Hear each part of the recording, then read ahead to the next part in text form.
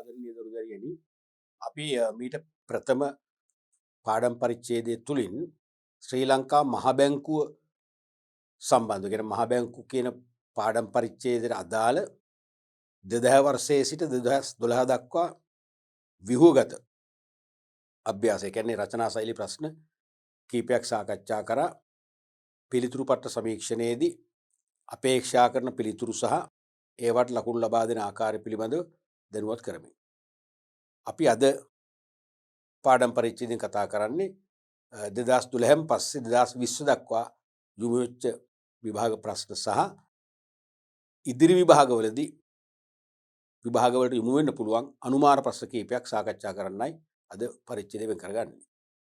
අපි බලමු මුලින්ම පළවෙනි ප්‍රශ්නය 2014 විභාග ප්‍රශ්නය. 2013 මහ බැංකුව ඒකකයෙන් ප්‍රශ්නයක් යොමු වුණේ නැහැ. සෙසු බැංකුව ඒකක වලින් තමයි 13 වෙනි ප්‍රශ්න යොමු වෙලා තිබුණේ. 2014 විභාග ප්‍රශ්න පත්‍රයේ 3 වෙනි ප්‍රශ්නේ රෝම ඉලක්කම් 5 අයන්න කොටසක් වශයෙන් අහලා තිබුණා. ශ්‍රී ලංකා මහ බැංකුවේ ප්‍රධාන අරමුණු සඳහන් කරන්න. අරමුණු දෙකට ලකුණු එක ගානේ ලකුණු දෙකක්ම දීලා තිබුණා. සාමාන්‍ය වැඩි මේකනේ. මේක වාස්තික ප්‍රශ්නයක් වශයෙන් ඇහුවනම් තමයි වඩා හොඳ. ඒකෝර මේක දාලා තින්නේ අර දීර්ඝ රචනා ශෛලී ප්‍රශ්න වලට ඒක කෙටි ප්‍රශ්නයක් වශයෙන් තමයි යොමු වෙන්නේ. ලකුණු දෙකක් දීලා තියෙනවා. මහ බැංකුවේ මූලික අරමුණු දෙක අපි දන්නවා. මීට කලින් සාකච්ඡා කළා. ඒ තමයි ආර්ථික හා මිල ස්ථාවර බව පවත්වාගෙන යාම. නැත්නම් ආර්ථික හා මිල ස්ථායීතාවයේ දුවත් කමක් නැහැ. ස්ථාවර බව ස්ථායීතාවයේ දෙකම එකයි. අනිත් එක මූල්‍ය ක්‍රමයේ ස්ථාවර බව පවත්වාගෙන යාම. හෙවත් මූල්‍ය ක්‍රමයේ ස්ථායීතාව පවත්වාගෙන යාම. මතකයි පැහැදිලි කරන්න ඕනේ නැහැ. අරමුණු සඳහන් කරන්න කියලා තියෙන්නේ. සඳහන් කරන්න කිව්වොත් අනිවාර්යයෙන්ම අපි පොයින්ට් එක විතරයි ලියන්නේ. තේරුණානේ? සඳහන් අරමුණු සඳහන් කරන්න කියන නිසා අපිට විස්තර කරන්න අවශ්‍යතාවයක් නැහැ. කරුණු දෙක ලියුවම ඇති. පැහැදිලිනේ? එතකොට ලියන්නවත් දන්නවනේ. ආර්ථික හා මිල ස්ථායීතාවය කියන්නේ රටේ පොලි අනුපාතය, බැංකු පොලි අනුපාතය පහළ මට්ටමක රඳවාගෙන රට තුල ආයෝජන ඉහළ දමා ජාතික නිෂ්පාදනය, රැකියා නියුක්තිය වර්ධනය කරලා ජීවන තත්ත්වයේ උසස් මට්ටමින් පවත්වාගෙන යනවා නම් ඒක තමයි ආර්ථික හා මිල ස්ථායීතාවය කියලා කියන්නේ. දැන් බැංකු පොලි අනුපාතය අනිවාර්යයෙන්ම පහළද තියෙන්න ඕනේ. ඉහළ තිබුණොත් රටේ ජනතාව වැඩිපුර බැංකුවල සල්ලි තැන්පත් කරලා නිකන් ඉන්නවා. ඇයි හේතුව? ඇයි ඉතින් ඉහළ පොලි ආදායම ලැබෙනවනේ. පොලි අනුපාතය පහළ තිබුණොත් තමයි මිනිස්සු බැංකුවල තැන්පත් කරන්නේ නැහැ. සල්ලි අතේ තියාගන්නෙත් නැහැ දීර්ඝ කාලීනව. ඒ සල්ලි මොනවට හරි ව්‍යාපාර කටයුත්තක යොදවනවා. ඒකෙන් ආයෝජන වැඩි වෙනවා. නිෂ්පාදනය ඉහළ යනවා. රැකියා නියුක්තිය ඉහළ යනවා. ඒ නිසා වෙළඳ පොළට එන භාණ්ඩ හා සේවා ප්‍රමාණය නැත්නම් වෙළඳ පොලේ සැපයුම වැඩි වෙලා මොකද වෙන්නේ? මිල මට්ටම පහළ යනවා. එහෙනම් ඒ වගේ පහළ ස්ථාවර මිල මට්ටමක් පවත්වාගෙන ගිහලා ආර්ථිකයේ සාර්ථකව පවත්වාගෙන යාම තමයි පළවෙනි අරමුණෙන් අදහස් කරන්නේ. මූල්‍ය ක්‍රමයේ ස්ථාවර බව හෙවත් ස්ථායීතාව පවත්වාගෙන යාමෙන් අදහස් කරන්නේ රටට අවශ්‍ය ඉහළ මූල්‍ය සම්පාදනයක් කළ හැකි වන පරිදි ද්‍රවශීලතාවතින් ශක්තිමත් වූ ව්‍යාපාර පරිචයක් නැත්තම් බැංකු ව්‍යාපාර පරිචයක් බිහි කර පවත්වාගෙන යාම. දැන් රටක බැංකු පද්ධතියක් තිබුණට මදි ව්‍යාපාරිකයන්ගේ මූල්‍ය අවශ්‍යතා සහ රටේ පුරවැසියන්ගේ පාරිභෝගික මූල්‍ය අවශ්‍යතා සපුරාලන්න මූල්‍යමය ශක්්‍යතාවයක් නැත්තම්. ඒක අපි කිව්වේ ඉහළ ද්‍රවශීලතාවයක් කියන්නේ ලොකු මූල්‍ය ශක්්‍යතාවයක් තියෙනවා. ඉහළ ද්‍රවශීලතාවක් තියෙන ශක්තිමත් බැංකු පද්ධතියක් බිහි කර රටේ පුරවැසියන්ගේ ඒ වගේම ව්‍යාපාරිකයන්ගේ මූල්‍ය අවශ්‍යතා නොඅඩුව සම්පාදනය කරමින් යහපත් ආර්ථික මට්ටමක් පවත්වාගෙන යමින් යහපත් ආර්ථික මට්ටමක් ඇති කර ගැනීම තමයි මේ දෙවෙනි අරමුණෙන් අදහස් කරන්නේ. එතකොට අරමුණු දෙකට ලකුණු එක ගන්න ලකුණු දෙකක් ලැබුණා. අපි ඊළඟ ප්‍රශ්නේ බලමු. මේ 2016 වසරේ විභාගයට යොමු වෙච්ච ප්‍රශ්නය දෙවෙනි ප්‍රශ්නේ රෝම ඉලක්කම් 1 ආයන්න. දෙවෙනි ප්‍රශ්නේ රෝම ඉලක්කම් 1 ආයන්න ඔස්සේ යොමු වෙච්ච ප්‍රශ්නය. මූල්‍ය ප්‍රතිපත්ති ක්‍රියාත්මක කිරීමේදී ශ්‍රී ලංකා මහ බැංකුව විසින් ණය සීමා පැනවීමේ අරමුණු දෙකක් පැහැදිලි කරන්න. මූල්‍ය ප්‍රතිපත්ති ක්‍රියාත්මක කිරීමේදී ශ්‍රී ලංකා මහ බැංකුව විසින් ණය සීමා පැනවීමේ අරමුණු දෙකක් පැහැදිලි කරන්න. ප්‍රශ්නේ තේරෙනව නේද? දැන් මූල්‍ය ප්‍රතිපත්ති ක්‍රියාත්මක කරන්නේ කවුද? මහා බැංකුව. ඕනම රටක මහා බැංකුවකට පැවරෙන අංක 1 වගකීම වශයෙන් මම මීට ඉස්සෙල්ලා පරිච්ඡේදයෙන් විභාග ගැටලුවක් ඇසුරු නිසා ඔකට පැහැදිලි කරා. ඕනම රටක මහා බැංකුවකට පැවරෙන අංක 1 වගකීම නැත්නම් ප්‍රධාන වගකීම ප්‍රධානම කාර්ය වෙන්නේ මූල්‍ය ප්‍රතිපත්ති ක්‍රියාත්මක කිරීම. ඒ කියන්නේ රටේ ජාතික නිෂ්පාදනයට සමගාමී වූ ජාතික නිෂ්පාදනයට ගැලපෙන්නා වූ අඩුත් නැති වැඩිත් නැති ප්‍රශස්ත මුදල් සැපයුමක් බිහිකර පවත්වාගෙන යාම. එහෙනම් මූල්‍ය ප්‍රතිපත්තිය ක්‍රියාත්මක කිරීමේදී ශ්‍රී ලංකා මහා බැංකුව විසින් ණය සීමා පනවනවා. ඒ කියන්නේ ආර්ථිකයට නිකුත් කරන ණය මුදාහරින ණය වල සීමාව නැති කරනවා. හරිද? ඒක අරමුණු දෙකක්. මොකද ණය අනවශ්‍ය පරිදි ආර්ථිකයට මුදා හැරියොත් රටේ මුදල් සැපයුම වැඩි වෙනවනේ. ඒක අනවශ්‍ය මුදල් සැපයුමක් දක්වා වර්ධනය වුණොත් රටේ උද්දමනයක් ඇති වෙනවා. එහෙනම් ණය සීමා පැනවීමේ පළවෙනි අරමුණ මොකද්ද? මුදල් සැපයුම් පාලනය කිරීම. තේරුණාද? ණය සීමා පැනවුවේ නැත්නම් රටේ ආර්ථිකයට නැත්නම් රටේ ජීවත් වන පුරවැසියන්ගේ අත සංසරණය වන මුළු මුදල් තොගය අපි ඒකනේ මුදල් සැපයුම කියලා දන්නේ. ඒ ජනතාවත සංසරණය වන මුළු මුදල් තොගයවත් මුදල් සැපයුම අනවශ්‍ය පරිදි ඉහළ යනවා. එහෙනම් ඒ මුදල් සැපයුම පාලනය කරගත යුතුමයි. ඒක තමයි පළවෙනි අරමුණ වෙන්නේ. ණය සීමා පැනවීම. දෙවෙනි එක තමයි ඒ තුලින් මොකක් පාලනය කිරීමද? උද්දමනය. මුදල් සැපයුම පාලනය කරගත්තොත් උද්දමනය පාලනය කරන්න පුළුවන්. මුදල් සැපයුම් පාලනය කරගන්න බැරි නම් උද්දමනය පාලනය කරන්න බෑ කවදාකවත්. ඒක අනිවාර්යයෙන් මේ සංකල්ප දෙක අර රේල් පාරේ රේල් පිළි දෙක වගේ එකට ගමන් කරන සංකල්ප දෙකක්. මුදල් සැපයුම වැඩි වෙනවා නම් උද්දමනය ඉහළ යනවා. මුදල් සැපයුම අඩු වෙනවා නම් උද්දමනය පහළ යනවා. ඒ නිසා මුදල් සැපයුම් පාලනය කර ගැනීම හරහා උද්දමනය පාලනය කිරීම තමයි දෙවෙනි එක අදහස් කරන්නේ. ඊළඟට තෝරාගත් ශ්‍රේෂ්ඨවල ආයෝජනයේ ධෛර්යමත් කිරීම හෝ අධෛර්යමත් කිරීම. දැන් මුදල් සැපයුම සීමා වීමක් වෙන්නේ මේ ණය සීමා වීමෙන්. තේරෙනවද? ණය සීමා කරාම අනිවාර්යයෙන්ම ඒ ණය සීමාව දෙආකාරයකින් කරන්න පුළුවන්. රටේ දිරිමත් කළ යුතු ආර්ථික වටිනාකමක් තියෙන ශ්‍රේෂ්ඨ වෙත ණය වැඩිපුර මුදාහරින කටයුතු කරනවා. උදාහරණයක් වශයෙන් පොලි අනුපාතේ අඩු කරන ඒ ශ්‍රේෂ්ඨ වලට ප්‍රතිමූල්‍ය පහසුකම් වැඩි කරනවා. ණයවල පරිණත කාලේ දික් කරනවා. එතකොට ණය වාරිකේ අඩු වෙනවා. ගන්න පුළුවන් වෙනවා. තේරෙනවද? අධෛර්යමත් කළ යුතු ආර්ථික අංශ තියෙනවනේ. ඒ අංශ වලට ණය මුදාහැරීමේදී සීමාව දානවා. දැඩි සීමා පනවනවා. පොලි අනුපාතේ වැඩි කරනවා. නිකම් ණය ගන්න අඩු වෙන එතකොට. ප්‍රතිමූල්‍යනේ ඉවත් කරනවා. ඒ කියන්නේ මහා බැංකුව අර පහලින් පීඩි බැංකුවට ණය දෙන්නේ. ඒ දෙන එක අඩු කරනවා. එතකොට ඒ ශේෂ්ඨට ණය යන්නේ නැහැ. එහෙම නැත්නම් පරිණත කාලය අඩු කරනවා. පරිණත කාලය කෙටි කරාම ණය වාරිකේ වැඩි වෙනවා. වාරිකේ දරන්න බැරි කම ණය ඉල්ලන එක අඩු කරනවා.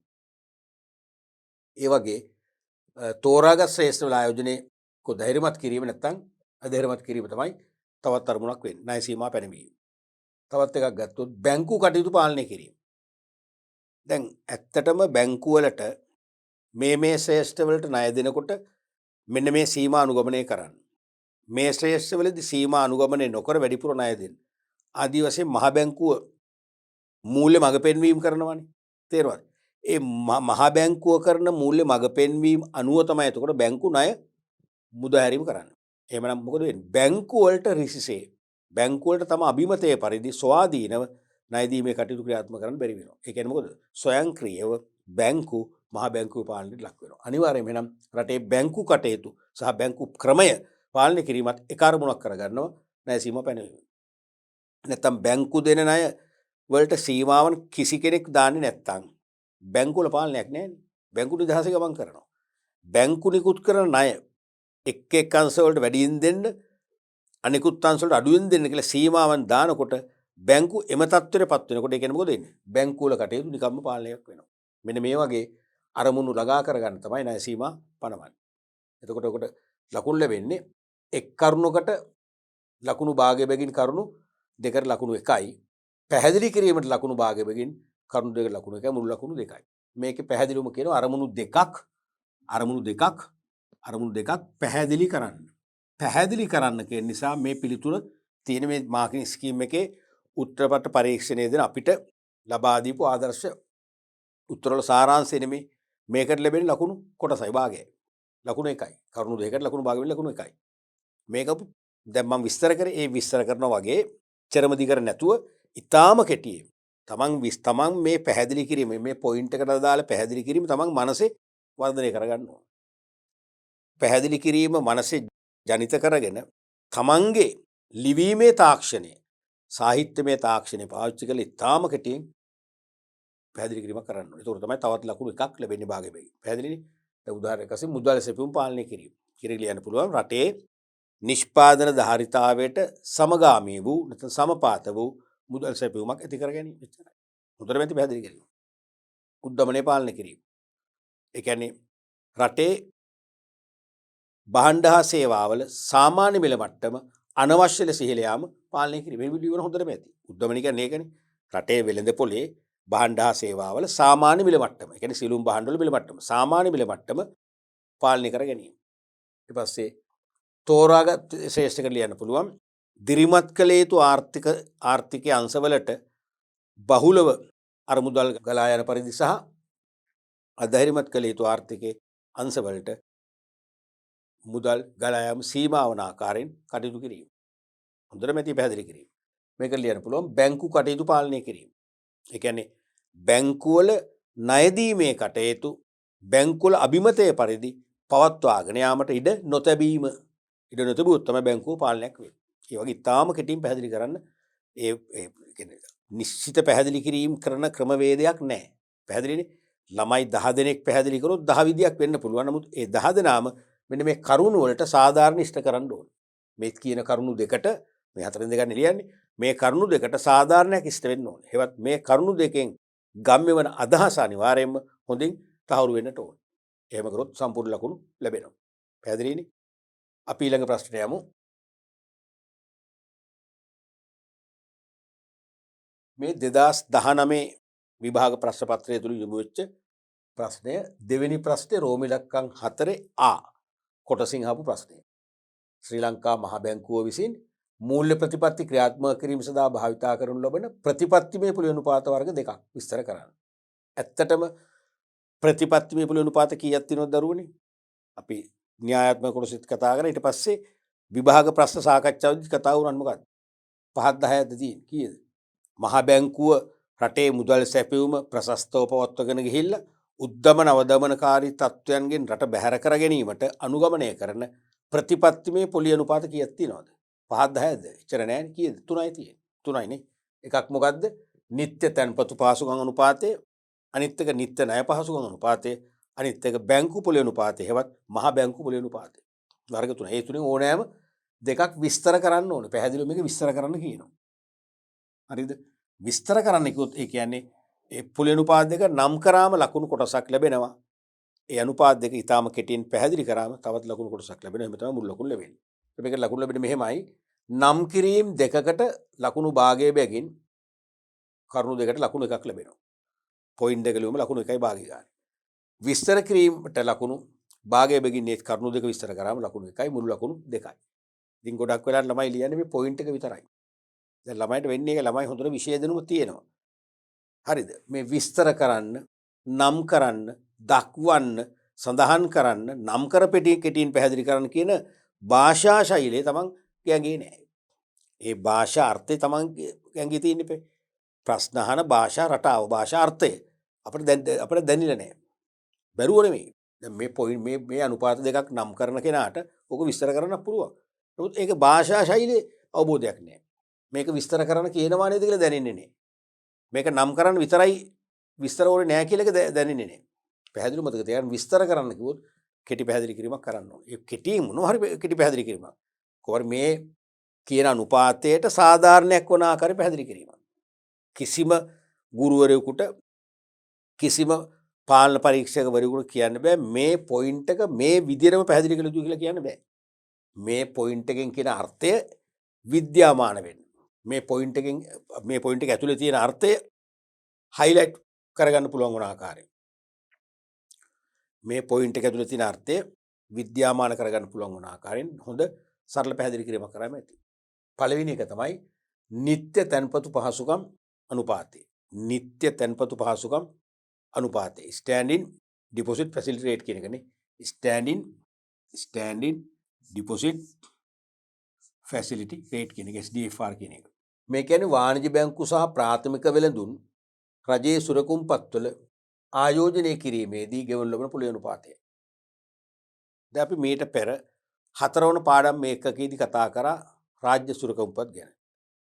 මම ඒ 4 වෙනි පාඩමේදී ඔබට පෙන්ලා දුන්නා රජයේ සුරකුම්පත් කියන්නේ රජයට කෙටි කාලීනව හෝ මැදි කාලීනව හෝ දිගු කාලීනව මහජනයාගෙන් ණය ලබා ගැනීම සඳහා නිකුත් කරන ණය උපකරණ රාජ්‍ය සුරකුම්පත්. කෙටි කල නම් භාණ්ඩාගාර බිල්පත්, මැදි කල නම් භාණ්ඩාගාර බෙදුම් කර, දිගු කල නම් රුපියල් සුරකුම්පත්. තුනටම කියන පොදු වචනේ මොකද්ද? රජයේ සුරකුම්පත්. රජයේ සුරකුම්පත්. මේ රජයේ සුරකුම්පත් භාණ්ඩාගාරය වෙනුවෙන්. මොකද රජයේ මුදල් පරිපාලනය කරන බලාධිකාරිය තමයි මහා භාණ්ඩාගාර දෙපාර්තමේන්තුව. හරිද? මහා භාණ්ඩාගාර දෙපාර්තමේන්තුව වෙනුවෙන් මේ සුරකුම්පත් මහජනයාට අලෙවි කරලා ණය ප්‍රාග්ධනය රැස් කර ගැනීමේ කර්තව්‍ය බාර කරලා තියෙන්නේ මහ බැංකුවටයි. එහෙනම් භාණ්ඩාගාරයේ වෙනුවෙන් භාණ්ඩාගාරයේ නියෝජිතයෙකුගේ භූමිකාවක් ලෙස ක්‍රියාත්මක වෙමින් මහ බැංකුව තමයි සුරකුම්පත් අලෙවි කරන්නේ. ඔබට මතක ඇති මම කිව්වා මහ බැංකුව සුරකුම්පත් අලෙවි කරන පළවෙනි අවස්ථාවේදී මහ ජනතාව වශයෙන් අපට ඒව මිලදී ගන්න බෑ. ඒව අලෙවි කරන්නේ අනිවාර්යයෙන්ම මේ වාණිජ බැංකු සහ ප්‍රාථමික වෙළඳුන්ටයි. වාණිජ බැංකු සහ ප්‍රාථමික වෙළඳුන්ටයි. ප්‍රාථමික වෙළඳුන් කියන්නේ ඒ රජයේ සුරකුම්පත් මිලදී ගැනීමට විකිණීමට මහ බැංකුවෙන් අවසරලත් පෞද්ගලික තරවුකාර ආයතන විශේෂයක්. වාණිජ බැංකුත් කීපයකට අවසර තියෙනවා. එහෙනම් ඒ වාණිජ බැංකු සහ ප්‍රාථමික වෙළෙන්දෝ තමන්ගේ අතිරික්ත මුදල්, තමන් සතු අතිරික්ත මුදල් රජයේ සුරකුම්පත් මිලදී ගන්න හැවත් රජයේ සුරකුම්පත් වල ආයෝජනය කරනවා. එහෙම ආයෝජනය කරාම ඒ කියන්නේ රජයට ණය සපයන එක කරන්නේ. එහෙමනම් භාණ්ඩාගාර බිල් වේවා, භාණ්ඩාගාර බෙදුම් කර වේවා, රුපියල් සුරකුම්පත් වේවා. ඒක මිලදී ගන්න යොදවනවා කියන්නේ තමන් රජයට ණය සපයනවා. එහෙනම් තමන් ණය සපයනවා තමන්ට ලැබී යුතු ණය වත්කම්. එහෙනම් ඒගොල්ලන්ට ඒකට පොලියක් ගෙවන්න ඕනේ. එහෙනම් මහ බැංකුව ගෙවන පොලියක් ඒක තමයි නිත්‍ය තැන්පතු පහසුකම් අනුපාතය කියන්නේ. තමන්ගේ අතිරික්ත මුදල් රජයේ සුරකුම්පත් මිලදී ගන්න තැන්පත් කිරීමක්, ආයෝජනය කිරීමක් කරාම මහ බැංකුව වාණිජ බැංකුව වලට සහ ප්‍රාථමික වෙළඳුන්ට ගෙවන පොලි අනුපාතය තමයි නිත්‍ය තැන්පතු පහසුකම් අනුපාතය කියන්නේ. පැහැදිලිනේ? ඒ ටික ලියුම ඇති. ඒක වෙන ප්‍රතිඵල අවශ්‍ය නැහැ. නමුත් මම කියන්නේ විෂය කරුණු හොඳට අවබෝධ කරගත්ත ළමයෙක් නම් ඔබ දැනුවත් හා තාර්කික ශිෂ්‍යයෙක්ගේ භූමිකාවේ ඉන්නවා නම් මේක ලියනකොට මේක තර්ක කරනකොට ඔබට තව දිගහැරෙන්න ඕන. මොනවද? මේ නිත්‍ය තැන්පතු පහසුකම් අනුපාතය පහළ දැම්මොත් මොකද වෙන්නේ? අඩු කරොත් මොකද වෙන්නේ? අඩු කළොත් වාණිජ බැංකු සහ ප්‍රාථමික වෙළෙන්දෝ අඩු පොලි ආදායමක් ලබන්න කැමැත්තක් දක්වන්නේ නැති නිසා රජයේ සුරකුම්පත් මිලදී ගන්නේ නැහැ. මිලදී ගන්න නැහැ කියන්නේ රජයට ණය සම්පාදනය වෙන්නේ නැහැ. එහෙනම් රජයේ මූල්‍ය අවස්ථාව ඉෂ්ට වෙන්නේ නැහැ. එතකොට රටේ මුදල් සැපුම වැඩි වෙනවා. ඒ මිනිස්සු අතේ මුදල් ගැවසෙනවා. තේරුණාද? මොකද මේගොල්ලන්ගේ අතේ මුදල් ඉතුරු වෙනවා කියන්නේ මේගොල්ලන්ට පුළුවන් මහජනට ණය දෙන්න. එහෙනම් මුදල් සැපුම වැඩි වෙනවා. ඒක අනවශ්‍ය දෙයක්. මේ අනුපාතයේ ඉහළ දානවා කියන්නේ වාණිජ බැංකු සහ ප්‍රාථමික වෙළෙන්දෝ තමන් ළඟ තියෙන අතිරික්ත මුදල් වෙන මාර්ග වල ආයෝජනය කරන්නේ නැතුව රජයේ සුරකුම්පත් වල ආයෝජනය කරනවා. එහෙනම් ඒ මුදල් මොකද වෙන්නේ? රජයට ගලාගෙන යාමෙන් මුදල් සැපුම් සංකෝචනය වෙනවා. අන්න ඒ වගේ අර්ථයේ මේ පොලි අනුපාතයේ ඉහළ පහළ දැමීමෙන් වෙන ප්‍රතිඵලය දැනෙන්න ඕනේ, පේන්න ඕනේ. පැහැදිලිනේ? දෙවෙනි එක තමයි නිත්‍ය ණය පහසුකම් අනුපාතය. නිත්‍ය ණය පහසුකම් අනුපාතය.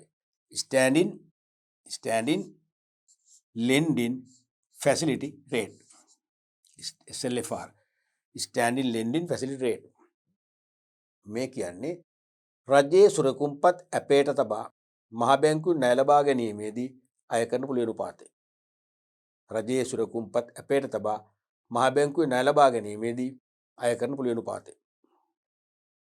දැන් වාණිජ බැංකු සහ ප්‍රාථමික වෙළඳුන් රජයේ සුරකුම්පත් මිලදී ගන්නවනේ. අපි තුමු භාණ්ඩාගාර බැදුම් කර කියලා. අවුරුදු 3කින් කල්පෙරෙන්නේ. අවුරුදු 2ක් අවසන් වුණාම තවත් කල්පෙරෙන්න අවුරුද්දක් තියෙනවා. පැහැදිලිද? අවුරුදු 3ක ආයෝජනයක් ඒගොල්ලෝ කරේ බෙදුම් කර මිලදී ගන්න. දැන් අවුරුදු 2ක් ගත වුණා කියන්නකෝ. ඒගොල්ලන්ට මහ බැංකුවෙන් සල්ලි ආපහු ගන්න තවත් අවුරුද්දක් බලාගෙන ඉන්න ඕනේ. නමුත් මේ අවුරුදු 2ක් ගත වූ තැන වාණිජ බැංකු සහ ප්‍රාථමික වෙළඳුන්ට ද්‍රවශීලතා ගැටලු තියෙනවා නම්, මූල්‍ය අර්බුද තියෙනවා නම් තමන් සතු සුරකුම්පත් නැත්නම් තමන්ට ලැබිය යුතු සුරකුම්පත් කියන අයිතිය මහ බැංකුවට අපිට තියන්න පුළුවන්. අපිට තියලා මහ බැංකුවෙන් ණය ගන්න පුළුවන්. මහ බැංකුවෙන් ණය ගත්තම මහ බැංකුව අය කරන පොලි අනුපාතයක් මේගොල්ලන්ගේ. කාගේද? වාණිජ බැංකු සහ ප්‍රාථමික බැංකුවගේ. අන්නේ පොලි අනුපාතය තමයි නිත්‍ය ණය පාසුකම් අනුපාතය කියලා කියන්නේ. තේරෙනවද? රජයේ සුරකුම්පත් අපේට තමයි. කියන්නේ තමන් සතු සුරකුම්පත් මහ බැංකුවේ අපේට තියලා මහ බැංකුවෙන් ණයක් ගන්නකොට අය කරන පොලි අනුපාතය. මේ පොලි අනුපාතය ඉහළ දානවා කියන්නේ මොකද වෙන්නේ? දැන් එච්චර යන්න ඕනේ මේක පැහැදිලි මේ වගේ පැහැදිලි කරාම ඇති මේ ප්‍රශ්නෙට. නමුත් විභාගයට අහනවනේ. මේ පොලි අනුපාතය ඉහළ දැම්මුත් මොකද්ද වෙන ප්‍රතිඵලය කියලා. ඉහළ දැම්මුත් වෙන්නේ තමන් ගන්න ණය වලට වැඩි පොලියක් ගෙවන්න වෙන එක අනවශ්‍ය මූල්‍ය පිරිවැයක් දැරීමක් වෙනවා. ඒ නිසා තමන් සුරකුම්පත් අපේට තබලා මහ බැංකුවෙන් ණය ලබා ගැනීම කියන එක සීමා කරනවා. හරිද? සීමා වෙනවා කියන්නේ එහෙනම් වාණිජ බැංකුව වලට ප්‍රාථමික වෙළඳුන්ටත් මහජනයාට ණය ලබා දීම සීමා කරන්න වෙනවා. මුදල් සැපයුම මොකද වෙන්නේ? පාලනය වෙනවා. අඩු වෙනවා. මේ පොලි අනුපාතය පහළ දානවා කියන්නේ දැන් මේ සුරකුම්පත් අපේට තබලා බැංකුව වලට ප්‍රාථමික වෙළඳුන්ට ණය ගන්න එක වාසිදායකයි. ඒගොල්ලෝ වැඩිපුර ණය ගන්නවා. වැඩිපුර ණය ගන්නවා කියන්නේ ඒගොල්ලන්ගේ මූල්‍ය ශක්තිය ඉහළ යනවා. ඒගොල්ලොත් මහජනය වෙත ණය මුදල් හැරීම වැඩි කරනවා. මුදල් සැපයුම වර්ධනය වෙනවා. අන්න ඒකත් තේරුම් ගන්නට ඕනේ. එතකොට මුදල් සැපයුම වර්ධනය කරන්න ඕන නම් මොකද කරන්නේ? මේ නිත්‍ය ණය පහසුකම් අනුපාතය කියන පොලි අනුපාතය අඩු කරනවා. අඩු කරාම තමයි ප්‍රාථමික වෙළඳුයි වාණිජ බැංකුව අපේට තියලා වැඩි වැඩියෙන් ණය ගන්න. මහ බැංකුවට අවශ්‍ය නම් මුදල් සැපයුම් පාලනය කරන්න මේ පොලි අනුපාතය නැත්නම් නිත්‍ය ණය පහසුකම් කියන පොලි අනුපාතය වැඩි කරනවා. වැඩි කරාම වාණිජ බැංකු සහ ප්‍රාථමික වෙළෙන්දු ඒ තමන් සතු සුරකුම්පත් අපේට තබා මහ බැංකුවෙන් ණය ගැනීම සීමා කරනවා. පැහැදිලිනේ? තුන්වෙනි එක තමයි බැංකු පොලි අනුපාතය. හෙවත් මහා බැංකු පොලි අනුපාතය කියන්නේ මේකමයි. හරිනේ මම කියන්නේ දෙවිදිහින් භාවිතා වෙනවා කියලා. මහා බැංකු පොලි අනුපාතය කියලාත් භාවිතා වෙනවා. නැත්තම් බැංකු පොලි අනුපාතය කියලාත් භාවිතා වෙනවා. මේ කියන්නේ මහා බැංකුව වාණිජ බැංකුව වලට ණය ලබා දීමේදී අය කරන පොලි අනුපාතය. මහා බැංකුව වාණිජ බැංකුව වලට ණය ලබා දීමේදී අය කරන පොලි අනුපාතය තමයි මහා බැංකු පොලි අනුපාතය කියලා කියන්නේ. තේරුණානේ? එතකොට මහා බැංකුව වාණිජ බැංකුව වලට ණය දීමේදී අය කරන පොලි අනුපාතය පහළ දානවා කියන්නේ මොකක්ද? පහළ දැම්මම මහා බැංකුවේ ණය ගැනීම වැඩි කරනවා. ඒ නිසා බැංකුව වලට මහජනයට ණය දීමේ හැකියාව වැඩි වෙනවා. මොකද වෙන්නේ? මුදල් සැපයුම අනිවාර්යයෙන්ම ඉහළ යනවා. බැංකු පොලි අනුපාතය ඉහළ දැම්මොත් වාණිජ බැංකු මහ බැංකුවේ ණය ගැනීම අඩු කරනවා. ඒ නිසා වාණිජ බැංකුවට ණය දීමේ හැකියාව අඩු වෙනවා. අනික අතින් මහා බැංකු පොලිය වැඩි කිරීමට සමගාමීව වාණිජ බැංකු තමන් විසින් උදාහරණ ණයවල පොලිය වැඩි කරනවා. වැඩි කරාම මහජනයා බැංකු වල ණය ගැනීම අඩු කරනවා. එනම් මුදල් සැපයුම සංකෝචනය වෙනවා. ඒ අනුව මුදල් සැපයුම සංකෝචනය කරන්න මහ බැංකුව අපේක්ෂා කරනවා නම් මොකද කරන්නේ? මේ පොලි අනුපාතය වැඩි කරන්න ඕන. මුදල් සැපයුම වැඩි කරන්න ඕන නම් මේ පොලි අනුපාතය පහළ දාලා ආර්ථිකයට ගලා යන ණය ප්‍රමාණය වැඩි කරන්නට ඕන. ඔන්න වගේ ඉතාම කෙටියෙන් පැහැදිලි කිරීම තියෙනවා නම් පර්ෆෙක්ට් ආන්සර් එකක් වෙනවා. නැත්තම් ලකුණු භාගය ලැබෙන්නේ. එහෙනම් මේ වගේ මේ තුනෙන් තුනම ඕනේ දෙකයි නිල්ලන්නේ. දෙකක් නම් කරාම ලකුණු භාගය වෙකින් ලකුණු 1යි. දෙකක් කෙටියෙන් පැහැදිලි කරාම ලකුණු භාගය වෙකින් ලකුණු 1යි. මුළු ලකුණු දෙකක් ලැබෙනවා. ඒ ලැබෙන ලකුණු ප්‍රමාණයත් ඔළුවේ තියාගෙන ලියන්න. තේරෙනවද? ලකුණු ලැබෙන ලකුණු ප්‍රමාණයට ප්‍රශස්ත වූ පිළිතුරක් වෙන්නට ඕන. ලකුණු 1යි ලකුණු 4ක විතර උත්තරයක් ලියන්න තේරුමක් නැහැ. අපි කාලනාස්ති කරා වෙනවා. කාලය කල්පනා කරන්නේ නැති වෙනවා. අපි ෆේල් වෙනවා කියන්නේ. ඒ වගේම ලකුණු 4ක් ලබා දෙන පිළිතුරකට අපි ලකුණු 1ක පිළිතුරු ධාරිතාව ලියලා හරියන්නේ නැහැ. ඒ නිසා මේ පිළිතුරු වල ධාරිතාවය අපි කම්පෙයාර් කරගන්නවා මේ ලකුණුත් එක්කලා. තේරෙනවද? ලකුණුයි ලැබෙන ලකුණයි ඒ වගේ ලැබෙන ලකුණු අනුව තමයි පිළිතුරු වල ධාරිතාවය තීරණය කරගන්න වෙන්නේ.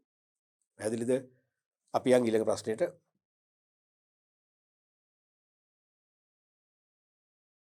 මේ 2020 විභාග ප්‍රශ්න යොමු වෙච්ච ප්‍රශ්නයක්. තුනේ රෝම ඉලක්කම් දෙකේ ආයන්න. තුනේ රෝම ඉලක්කම් දෙකේ ආ කොටසින් අහපු ප්‍රශ්නේ. ශ්‍රී ලංකා මහ බැංකුවේ නියෝජ්‍ය ආයතන නැත්නම් නියෝජිත ආයතන කොට කවන්නේ වැඩිපුර විවහාර වෙන්නේ නියෝජ්‍ය ආයතන කියලා. ශ්‍රී ලංකා මහ බැංකුවේ නියෝජ්‍ය ආයතන සේවාවන් නැත්නම් කාර්යයන් 4ක් දක්වනවා. මේ කියන්නේ මහ බැංකුව විවිධ පාර්ශවයන් වෙනුවෙන් පෙනී සිටීමෙන්. නියෝජිතෙක් කියන්නේ එහෙමනේ වෙනුවෙන් පෙනී සිටීමනේ. එහෙනම් මහ බැංකුව විවිධ පාර්ශවයන් වෙනුවෙන් පෙනී සිටීමෙන් සලසන සේවාවක්. මහ බැංකුව එක්ක රජයේ වෙනුවෙන් නැත්නම් බැංකු ක්‍රමයේ වෙනුවෙන් නැත්නම් රටේ ජනතාව වෙනුවෙන්. තේරුණාද? විශේෂම රජයේ වෙනුවෙන් සහ බැංකු ක්‍රමයේ වෙනුවෙන් පෙනී සිරිමින් ක්‍රියාත්මක කරන සේවා තමයි නියෝජ්‍ය ආයතන සේවා නැත්නම් කාර්යයන් කියන්නේ. එකක් තමයි රාජ්‍ය ණය කළමනාකරණය. රාජ්‍ය ණය කළමනාකරණය.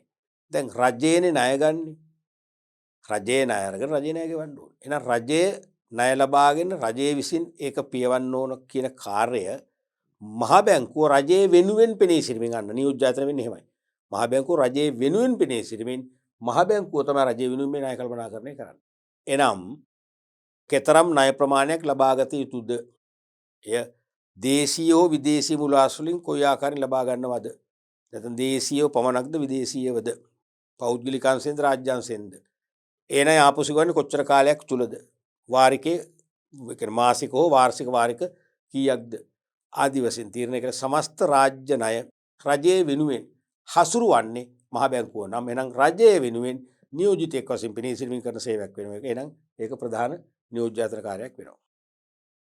ඊළඟට විදේශ විනිමය පාලනය කිරීම. විදේශ විනිමය කියන එක අවශ්‍ය වෙන්නේ රජයටනේ. මොකද රජයක්නේ රටක් මෙහෙවන්නේ, නියාමනය කරන්නේ. නමුත් රජයේ වෙනුවෙන් ඒ වගකීමක් දරන්නේ කවුද? රජයේ භූමිකාවට එන්නේ කවුද? මහ බැංකුව. එහෙනම් මහ බැංකුව රටේ ආනයන සීමා කරන්න යම් යම් සීමාවන් පනවනවා. රටේ අපනයන දිරිගන්වන්න. රටේ අපනයන බලගන්වන්න විවිධ දිරිගැන්වීම් හඳුන්වලා දීලා ක්‍රියාත්මක කරනවා බැංකු ලවා. ඒකෙන් මොකද්ද වෙන්නේ? ආනයන සීමා වුණාම විදේශ විනිමය මොකද වෙන්නේ? අපි ඉල්ලන්නේ අඩුයි. එහෙනම් අපේ සල්ලි අපේ රටේ ඉතුරු වෙනවා. අපනයන ඉහළ යාමෙන් අපට වැඩිපුර විදේශ විනිමය ලැබෙනවා. එහෙනම් විදේශ සල්ලි රට තුළට ගලාගෙන එනවා. එහෙනම් ඒකෙන් විදේශ විනිමය අපූර්වට ආර්ථිකයට වාසිදායක ලෙස හැසිරීමක් කරනවා. රජයේ වෙනුවෙන්. ඒකත් නියෝජ්‍යායතන සේවය. ඊළඟට සේවක අර්ථසාධක අරමුදල කළමනාකරණය කිරීම. දැන් කම්කරු කොමසාරිස් දෙපාර්තමේන්තුව හෙවත් කම්කරු කොමසාරිස්වරය වෙනුවෙන් පෞද්ගලික අංශයේ විශ්‍රාම වැටුප් නොලබන අයට සේවක අර්ථසාධක අරමුදල් ගිණුම් විවෘත කිරීම, සේවායෝජකයන්ගෙන් මාසික දායක මුදල් එක් රැස් කිරීම, කම්කරු කොමසාරිස්වරයා ලිඛිතව සහතිකර කරන ඉල්ලීමක් අනුව සේවෙන් විශ්‍රාම ගියන් පස්සේ ඒ අදාළ ගිණුම් අරමුදල් එකවර ප්‍රතිලාභියාට නැත්නම් සේවකයාට මුදා හැරීම කියන කාරණා තමයි මෙතනට අයිති වෙන්නේ. එහෙනම් මේ සේවක අර්ථසාධක අරමුදල කළමනාකරණය කිරීමත් කරන්නේ කවුරු වෙනුවෙන්ද? කම්කරු කොමසාරිස්වරය වෙනුවෙන්. කම්කරු දෙපාර්තමේන්තුව වෙනුවෙන්. සමස්ත විශ්‍රාම වැටුප් නොලබන සේවකයන් වෙනුවෙන්. එහෙනම් ඒකත් නියෝජ්‍යායතන සේවයක්.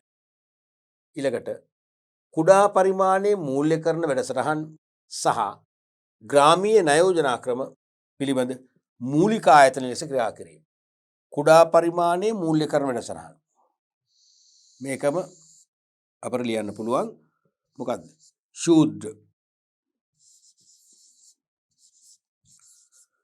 ශූද්‍ර ණය ක්‍රම. ඒත් හරි. ශූද්‍ර ණය ක්‍රම. මයික්‍රෝ ලෝන්ස් සිස්ටම් කියන එක. Micro loans.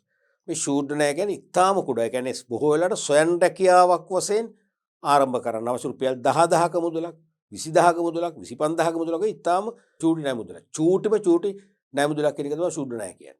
දැන් කුඩා පරිමාණයක ඊට අතරමක් විශාලයි. ලක්ෂ 5 10 ඒ වගේ එකක් නේ. එතකොට කුඩා පරිමාණ හේව ශූද්‍ර ණය ක්‍රම. ණය ක්‍රම නැත්නම් ශූද්‍ර ණය ක්‍රම හඳුන්වා දීමේ වැඩසටහන් සහ ග්‍රාමීය ණය යෝජනා ක්‍රම. මොකද ග්‍රාමීය අංශයට තමයි බැංකු වලින් අරමුදල් ගලා යාම ඉතාම අඩුවෙන් වෙන්නේ. ඒ ග්‍රාමීය ණය යෝජනා ක්‍රම පිළිබඳ මූලික ආයතන ලෙස ක්‍රියා කිරීම. මේ මූලික ආයතන ලෙස ක්‍රියා කරනවා කියන එක අපට හැඟීමක් දැනීමක් තියෙන්න ඕනේ. හැඟීම් දැනීම් ඇතුව මේක දැක්කොත් අපිට මේක මතකයේ තියෙන විභාගයට ලියවෙන්නේ නැත්නම් ලියවෙන්නේ නැහැ. මේක තේරුම ආර්ථිකයේ කුඩාම පරිමාණ ව්‍යවසායකින්ට තමන්ගේ හැකියාවන් දක්ෂතා තුළින් ව්‍යාපාර ලෝකයේ තුල කිසියම් මෙහෙවරක් කරන්න අවකාශ සලසුණු වස් ඒගොල්ලන්ගේ මූල්‍ය අර්බුද නැති කරන්න ඒගොල්ලන්ටම විශේෂිත වූ සහන පොලි සහන කොන්දේසියරතේ ඊටාම කුඩා පරිමාණයේ මුදහරින ණය යෝජනා ක්‍රම සකස් කිරීම තමයි මේකේ අදහස් කරන්නේ. කුඩා පරිමාණයේ මූල්‍යකරණ වැඩසටහන කියන්නේ ඒක. ශූද්‍ර ණය යෝජනා ක්‍රම සම්පාදනය කිරීම. එහෙම සම්පාදනය කරන ප්‍රධාන නැත්නම් මූලික ආයතනය. වාණිජ්‍ය බැංකුවලට මේ ණය ක්‍රම හදන්න පුළුවන්. මූලික ආයතනය වෙන්නේ කවුද? මහ බැංකුව. සංවර්ධන බැංකුවලටත් මෙවැනි ණය යෝජනා ක්‍රම හදන්න පුළුවන්. නමුත් ඒ සියල්ල අභිබව මේ ණය යෝජනා ක්‍රම සැකසීමේ නිර්මාණය කිරීමේ ප්‍රධානම ආයතනය අංක 1 බලවේගය වෙන්න ඕනේ ශ්‍රී ලංකා මහා බැංකුව. තේරෙනවද? ඊට අමතරව ග්‍රාමීය ආයෝජනා ක්‍රම. මොකද ග්‍රාමීය ආර්ථිකයත් සංවර්ධනය නොවන තාක් කල් කිසිදු රටක් සංවර්ධිතයි කියලා පිළිගන්නේ නැහැ.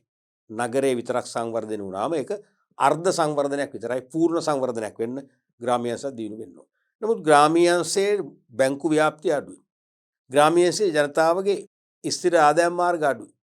ඒකට සමහරට නිශ්චල දේපළවල නීතිමය අයිතිය හරියට පැහැදිලි නැහැ. පියවුරුවෙන් ආපුවා. තේරුණාද? බැලුවකට ඒ තමන් ඉන්න ඉඩම තමන් ඉන්න නිවස පවුලේ වෙනත් ඥාතීන්ටත් අයිති. මේ නිසා මේගොල්ලන්ට නිර්වුල් අපයක්වත් ඉදිරිපත් කළ බැංකුවෙන් ණයක් ගන්න බෑ. අනික බැංකු මේගොල්ලන්ට සමීප නැහැ. බැංකු තියෙන නගරේ. ඒ නිසා ග්‍රාමීය ආර්ථිකය බැංකු පරිචයෙන් මොන කලා වෙනවද?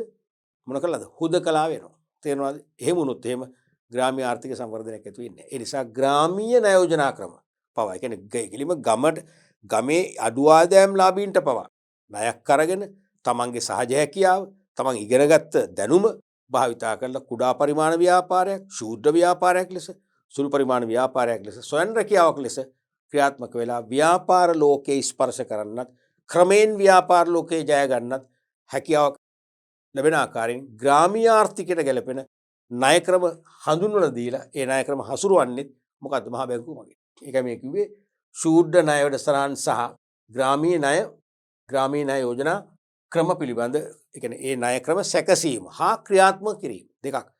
තේරෙනවද? ඒ ක්‍රම පිළිබඳ මූලික ආයත ලෙස ක්‍රියා කිරීම කියන්නේ ඒකයි. තේරෙනවද?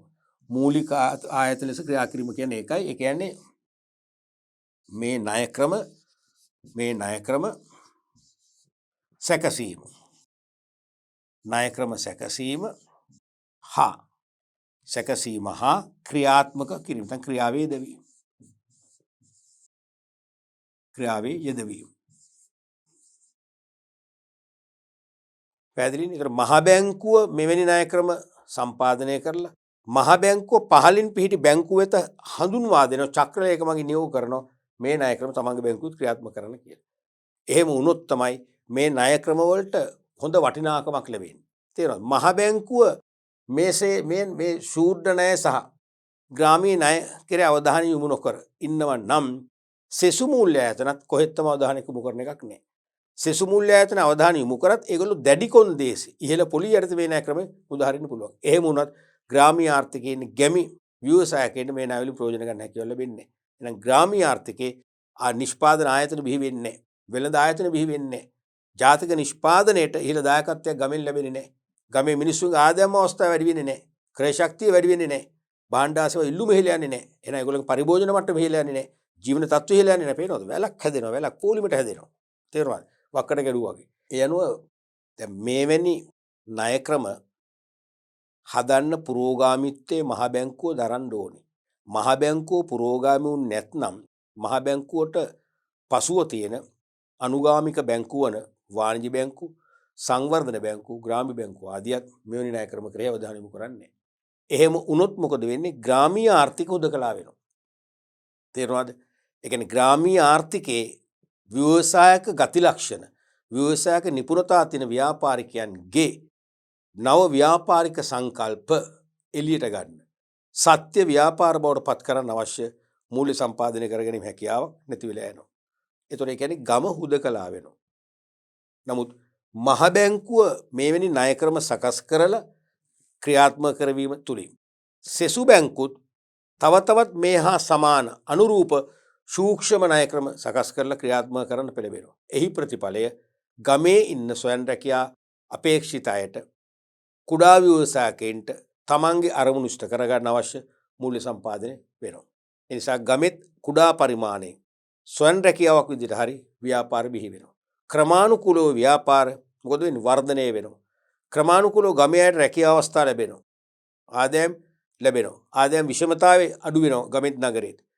හොඳ භාණ්ඩාසේව වැඩියෙන් පරිභෝජනය කරනවා. ජීවන තත්ත්ව ඉහළ යනවා. ඒ වගේම ව්‍යාපාර ව්‍යාප්ත වෙනකොට ගමේ යටිතල පහසුකම් සංවර්ධනය කරන්න වෙනවා රජයට අනිවාර්යයෙන්. පාරවල් පුළුල් කරන්න වෙනවා. සංනිධන පහසුකම් ව්‍යාප්ත කරන්න වෙනවා. බල ශක්තිය විදුලි බලය හරි වෙන යම් බල ශක්ති ප්‍රභයක් උත්පාදනය කරන්න වෙනවා. තේරෙනවද? ඒ නිසා මොකද වෙන්නේ? ගමත් මොකද වෙන්නේ? ග්‍රාමීය අංශයත් පිපිදුණු ආර්ථිකයක් බවට පත් වෙනවා. පිපිදුණු ආර්ථිකයක් තුලින් තමයි රටේ සංවර්ධනය නගා කරගන්න පුළුවන් වෙන්නේ. ඒතර මෙන්න මේ වගේ කරුණු 4කට ලකුණු භාගයෙන් ලකුණු 2ක් දීලා තියෙනවා. ඉස්සරහටත් ඒ වගේම ලකුණු ප්‍රමාණයක් තමයි ලැබෙන්නේ. අපි ඊළඟ ප්‍රශ්නෙත් බලමු.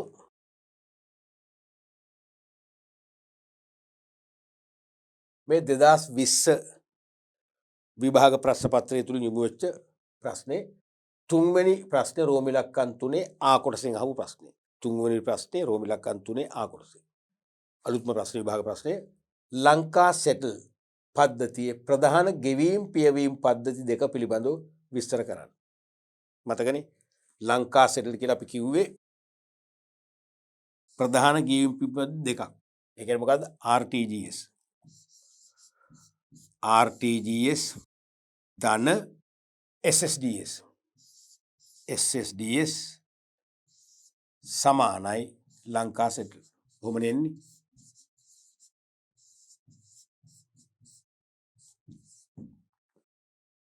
එතකොට තත්කාලීන දල පියවීම් පද්ධතිය සහ ලේඛන රහිත සුරකුම්පත් තැන්පතු පද්ධතිය නැත්නම් නිර්ලේඛිත සුරකුම්පත් තැන්පතු පද්ධතිය කියන්න පුළුවන්. නිර්ලේඛිත සුරකුම්පත් තැන්පතු පද්ධතිය ඒකාබද්ධ වුණාම කරාම තමයි ලංකා සෙටල් කියලා කියන්නේ. තේරුණාද? තත්කාලීන දල පියවීම් පද්ධතිය කලින් කතා කරා මතකයිනේ. කියන්නේ ශ්‍රී ලංකාවේ බැංකු අතර ඉතා ඉහළ අගයෙන් යුක්ත ඉතා ඉහළ වටිනාකමක් සහිත ගනුදෙනු උසස් තාක්ෂණය හා ප්‍රමිති යොදාගෙන පියවීම සඳහා ඇති පරිගණක ගෙවීම් ක්‍රමය. ශ්‍රී ලංකාවේ බැංකු අතර ඉහළ අගයෙන් යුක්ත ගනුදෙනු වෙනවා. ඒ ගනුදෙනු තුළින් බැංකු අතර සුද්ධ ණයගැති ණයහිමි සම්බන්ධතා ඇති වෙනවා. ඒ සුද්ධ ණයගැති ණයහිමි සම්බන්ධතා උසස් තාක්ෂණය හා ප්‍රමිති යොදාගෙන. තේරුණාද? මහ බැංකුවේ තුල තියෙන පියවීම් ගිණුම් තුල ගලපලා බැංකු අතර ණයගැති ණයහිමි සම්බන්ධයේ ඒ ඉහළ ගනුදෙනු සිදුවන අවස්ථාවේදීම සිදු කරනවා. ඒකයි තත්කාලීන දල පියවීම් පද්ධතිය කියන්නේ. තත්කාලීන ඒ සිදුවන වර්තමානයේ කියන එකනේ. තේරුණාද? ඉතා ඉහළ මූල්‍ය ගනුදෙනු සිදුවන අවස්ථාවෙම කියන එක මේ තත්කාලීන කියන්නේ. සිදුවන අවස්ථාවේම මහ බැංකුව ඇතුළේ තියෙනවා බැංකු නමින් ගිණුම්. ඒක පියවීම් ගිණුම් කියලා නම් කරන්නේ. මොකද ඒ බැංකු අතර ණයගැති ණයහිමි සම්බන්ධයේ පියවන්න පදනම් කරගන්නේ ගිණුම්. ඒ නිසා පියව නම් කරනවා පියවීමේ ගිණුම් කියලා. අමුතු ಜಾති ගිණුම් වර්ගයක් නෙවෙයි. තේරුණාද? පියවීම් ගිණුම්. ඒ ගිණුම් වල හර ඒ කියන්නේ ගෙවන්න ඕන බැංකුව හර කරනවා, ලබන්න ඕන බැංකුව බැර කරනවා. ඒතර බැංකුව අතර ණයගැති සම්බන්ධයේ අදාළ ඉහළ මූල්‍ය ගනුදෙනුවක් සිදු වුණ අවස්ථාවේම සමනය වෙනවා. එහෙනම් අපි තුමු ලංක බැංකුව සහ සම්පත් බැංකුව අතර විශාල මූල්‍ය ගනුදෙනුවක් වුණා කියලා. එහෙනම් ඒකෙදි සම්පත් බැංකුව ගෙවන්න ඕනේ. ලංක බැංකුව ලබන්න ඕන. සම්පත් බැංකුවේ පියවීම් ගිණුමට හර කරනවා මහ බැංකුව. හරිද? ලංක බැංකුවේ බැර කරනවා. ඒ සිදු ගනුදෙනුව සිදු වෙච්ච විටම ඒ ගනුදෙනුව සමාප්ත වෙනවා. පියවිලා යනවා. තවත් විනාඩි ගානකින් ලංක බැංකුවෙන් ගෙවන්න වෙන සම්පත් බැංකුවට. එහෙනම් ලංක බැංකුවේ ගිණුම හර කරලා සම්පත් බැංකුවේ ගිණුම ඒ මොහොතෙන් බැර කරනවා. ඒක තමයි තත්කාල දල පියවීම් ක්‍රමය කියලා කියන්නේ. ඒක අපි කිව්වේ ඉතා මොකද? සඳහා ඇති පරිගණක ගෙවීම. කියන්නේ උසස් තාක්ෂණය සහ ප්‍රමිති යොදාගෙන. තේරුණාද? පියවීම සඳහා ඇති පරිගණක ගෙවීම් ක්‍රමය. ඒ හේතුව පරිගණකගත ගිණුම් නෙමෙයි පියවීම් ගිණුම් පරිගණකගත ගිණුම් වල තමයි අපි ගලපන්නේ. SWIF සොෆ්ට් ජාලය කියන එකනේ ජාත්‍යන්තර මූල්‍ය සංනිවේදන ජාලය කියන එක සම්බන්ධ කරගෙන තමයි මේ තොරතුරු බැංකුව අතර ශනිකව ලබා දෙන්නේ.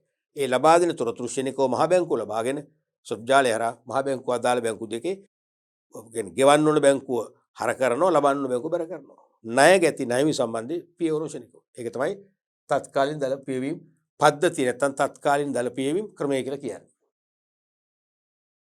SSDS ඒ කියන්නේ Scriptless Securities Depository System. Scriptless Securities Depository System. ඒ කියන්නේ ලේඛන රහිත සුරකුම් නැත්නම් නිර්ලේඛිත සුරකුම් කියලා කියන්න පුළුවන් මේක. හරිනේ? නිර්ලේඛිත සුරකුම් කියන්නේ මේකමයි. නිර්ලේඛිත සුරකුම්. නිර්ලේඛිත සුරකුම්. නිර්ලේඛිත සුරකුම් තැන්පතු පද්ධතිය කියන එකමයි. තේරුණාද? ඒ කියන්නේ දැන් භාණ්ඩාගාර බිල් රජයට කෙටි කල ණය ලබා ගන්න මූලාශ්‍රය. භාණ්ඩාගාර බැඳුම් කර රජයට මැදි කල ණය ලබා ගන්න ක්‍රමය. රුපියල් සුරකුම්පත් රජයට දිගු කල ණය ලබා ගන්න මූලාශ්‍රය. මෙන්න මේ සියලු උපකරණ දැන් ලේඛන නැහැ. මේ ක්‍රමයේ පැමිණෙන්න පෙර 90 දශකයේ අගභාග වෙනකම් මේ ක්‍රමයේ දෙවෙනි තිබුණේ ලේඛන සහිත ක්‍රමය. එහෙනම් භාණ්ඩාගාර බිලක් කියලා අපිට හම්බ වෙන ඩොකියුමන්ට් එකක්. අපි භාණ්ඩාගාර බැඳුම් කරලා ආයෝජනය කරන භාණ්ඩාගාර බැඳුම් කරයක් ලැබෙනවා. රුපියල් සුරකුම්පතක් ලැබෙනවා දිගු කල්යනා සත. තේරෙනවද? දැන් ඒව නැහැ. ඒව නැතුව ගිණුම් තුලම ගලපනවා. එතකොට මහ බැංකුව ඇතුලේ තියෙනවා මහ බැංකුව ඇතුලේ තියෙනවා වෙනම පරිගණක ඒකකයක්. මොකද රජයේ මධ්‍යම සුරකුම්පත් තැන්පතු ඒකකය. රජයේ මධ්‍යම සුරකුම්පත් තැන්පතු ඒකකය. අන්නේ මධ්‍යම සුරකුම්පත් තැන්පතු ඒකකයේ මේ සුරකුම්පත් වල ආයෝජනය කරන ආයෝජකයන් වෙනුවෙන් ගිණුම් විවෘත කරනවා. දැන් ඕගොල්ලෝ අපි තුමු අද ආයෝජනය කරනවා කියන සුරකුම්පත් වල නැත්නම් ඔබ අද සුරකුම්පත් මිලදී ගන්නවා කියනකො එහෙනම් අදම රජයේ මධ්‍යම සුරකුම්පත් තැන්පතු ඒකකයේ කියන පරිගණක ඒකකයේ තුල ඔබ වෙනුවෙන් ගිණුමක් විවෘත වෙනවා. ඔබ ගන්න සුරකුම්පත් ඔබේ ගිණුමට බැර වෙනවා විකුණනයම මොකද වෙන්නේ? හර වෙනවා. ඒක තමයි ඇත්ත කතාව. එතකොට අන්න ඒ වගේ ගිණුම හරහා මිසක දැන් ලේඛන හුවමාරුවක් නැහැ. සුරකුම්පත් වික්කොත් විකුණපු කෙනාගේ ගිණුම කියන්නේ රජයේ මධ්‍යම සුරකුම්පත් තැන්පතු ඒකකයේ තියෙන විකුණුම් කරුවේ ගිණුම හර වෙනවා. ගත්ත කෙනාගේ ගිණුමට බැර වෙනවා. එච්චරයි. ලේඛන නොමැතිවම ඒ ගිණුම සමාප්ත වෙනවා. මුද්‍රිත සුරකුම් භාවිතයේ වෙනුවට සුරකුම්පත් මිලදී ගැනීමට හෝ විකිණීමට අදාළ ගනුදෙනුවක් කිරීම සඳහා ලේඛන රහිතව භාවිතා වන ක්‍රමය කියලා කියා ගන්න පුළුවන් නම් හොඳටම ඇති. තේරුණාද? එතකොට මුද්‍රිත සුරකුම් භාවිතයේ වෙනුවට සුරකුම්පත් මිලදී ගැනීමට හෝ විකිණීමට අදාළ ගනුදෙනුවක් කිරීම සඳහා ලේඛන රහිතව භාවිතා වන ක්‍රමය. එහෙම නැත්නම් කෙලින්ම මෙහෙම නැතුළු යන්න පුළුවන්. රජයේ මධ්‍යම සුරකුම්පත් ඒකකයේ තුල ඇති පරිගණක ගිණුම් තුල සුරකුම්පත් මිලදී ගැනීම හා විකිණීමේ ගනුදෙනු සටහන් කරලා ඒ ගනුදෙනු පියවීමේ ක්‍රමවේදකොත් ඒත් හරි. තේරුණාද? ඉහත ක්‍රම දෙක ඒකාබද්ධව සලකන විට ලංකා සෙකියුව කියලා හඳුන්වන්න පුළුවන්. ඔය ලංකා සෙටල් ක්‍රමයේම තමයි මේ ලංකා සෙකියුව කියන්නේ. එහෙනම් ඒ කියන්නේ RTGS SSGS දෙකම ඒකාබද්ධ වුණාන් පස්සේ තමයි ලංකා සෙටල් නැත්නම් ලංකා සෙකියුව කියලා හඳුන්වන්නේ. පැහැදිලිනේ? ඊළඟ ප්‍රශ්නේ බලමු.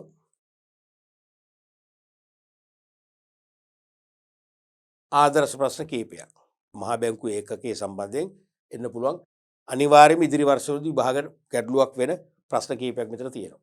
පළවෙනි එක තමයි ශ්‍රී ලංකා මහා බැංකුව බැංකුව ලෙස ක්‍රියා කරයි. මෙම ප්‍රකාශය සනාථ කිරීමට අදාළ තර්ක දෙකක් පැහැදිලි කරන්න. ශ්‍රී ලංකා මහා බැංකුව බැංකුකරු වෙනවා. මොනවද හේතුව? එකක් තමයි බැංකුවල ගිණුම් පවත්වාගෙන යාම. දැන් අපි වාණිජ්‍ය බැංකුවලනේ ගිණුම් පවත්වන්නේ. අපි දැන් අපේ බැංකුව කියලා කියන්නේ වාණිජ්‍ය බැංකුවනේ. ඒ වගේ වාණිජ්‍ය බැංකුව වලටත් ස්ථාවර තැන්පත් ජංගම ගිණුම් අනිවාර්යෙන් පවත්වාගෙන ඒක නීතියක්නේ අනිවාර්යයිනේ.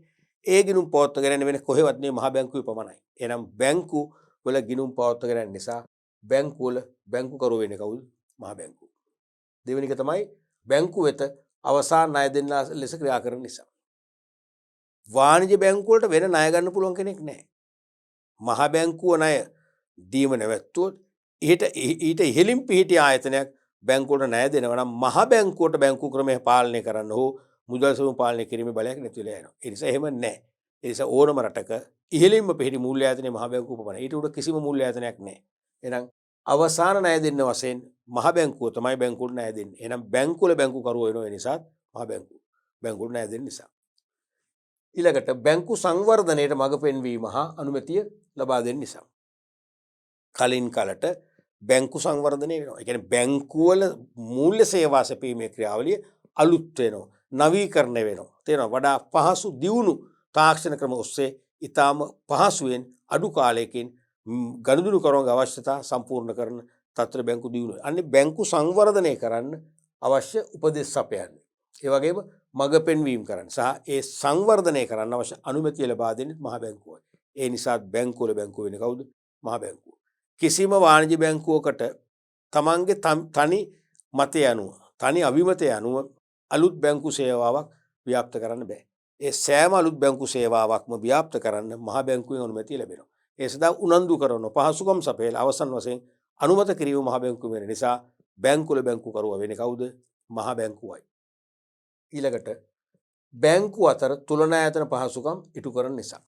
දැන් චෙක්පත් ගනුදෙනු ඇතුළු විවිධ ගනුදෙනු මගින් බැංකු අතර ණය ගැති ණය හිමි සම්බන්ධතා ඇති වෙනවන දරුවනේ. තේරුණාද?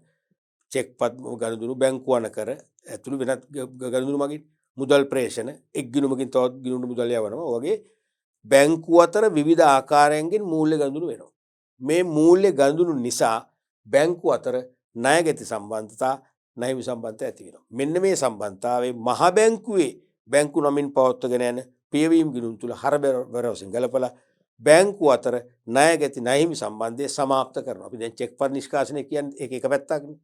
තේරෙනවද? බැංකු තුලනායතන සේවාවේ එකක් තමයි චෙක් පත් නිෂ්කාශනය. චෙක් පත් මගින් ගනුදෙනු කරාමත් බැංකු අතර ණයගැති ණයහිමි සම්බන්ධයක් ඇති වෙනවා. ඒක මහ බැංකුව තුල ඇති බැංකුවල ගිණුම් වල හරබර වශයෙන් ගලපලා ඒ ණයහිමි ණයගැති භාවයේ අවසන් කරනවා. ඉවත් කරනවා. ඒක තමයි තුලනායතන පහසුකම් කියන්නේ. අන්නේ දේ කරන්නේ බැංකුවේ මහ බැංකුවයි.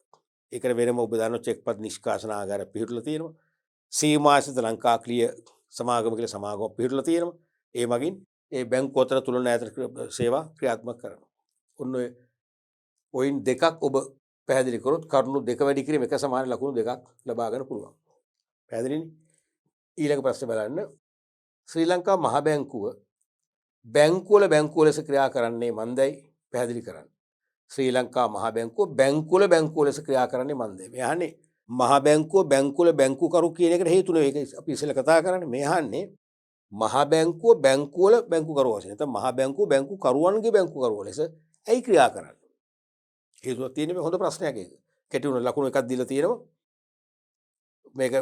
මේකට ශ්‍රී ලංකාවේ මූල්‍ය හා බැංකු ක්‍රමය පරිපාලනය කිරීමේ වගකීම මහ බැංකුව සතු නිසා. ශ්‍රී ලංකාවේ මූල්‍ය හා බැංකු ක්‍රමය. නැත්නම් මේ දෙකම එකයි මේගොල්ලෝ මේ දැම්මට තේරෙනවද? ශ්‍රී ලංකා මූල්‍ය හා බැංකු ක්‍රමය. ඒ කියන්නේ රටේ සමස්ත බැංකු ආයතන සහ ඒ බැංකු ආයතනයෙන් ආර්ථිකයට මුදා හරින මූල්‍ය සම්පාදනය කියන එක තමයි මූල්‍ය ක්‍රමය කියන්නේ. හරිද? රටේ සමස්ත බැංකු සහ ඒ සමස්ත බැංකු මගින් ආර්ථිකයට මුදා හරින මූල්‍ය කටයුතු. තේරෙනවද? පරිපාලනය කිරීමේ වගකීම තියෙන කාටවත් නෙවෙයි කාටද? මහ බැංකුවටයි. අන්නේ වගකීම නිසා තමයි මහ බැංකුව බැංකුවල බැංකුකරුවෝ ලෙස ක්‍රියා කරමින් බැංකු තමන්ගේ අනසකට තමන්ගේ නියාමනයට හසු කරගන්න. ඒ වලින් උතුමට ලකුණු එකක් ලැබෙනවා. අපි ඊළඟ ප්‍රශ්නට යමු.